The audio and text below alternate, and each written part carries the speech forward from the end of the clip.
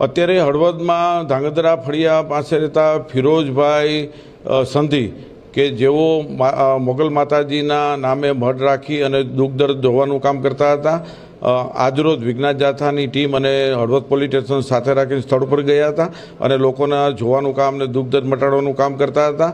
તેમને અમે અત્યારે પોલીસ સ્ટેશને બોલાવેલ છે। હવે અમારો કાર્યક્રમ આ કાનૂની અપરાધ છે અને કાનૂની ગુનો બને છે। કોઈને ભય પ્રકોપ આપવો, માતાજીના નામે ડર આપવો, તે સંબંધી અમે કાનૂની કાર્યવાહી અને ગુનો દાખલ સંબંધી કાર્યવાહી કરી રહ્યા છીએ। હા, એમને જે અત્યારે જે ગૌશાળા કરી છે તે જમીન બાબતે પણ અમને જાણવા મળ્યું છે। તે સંબંધી અમે આવતીકાલથી તપાસ કરી અને કલેક્ટરને જાણ કરવાના છીએ।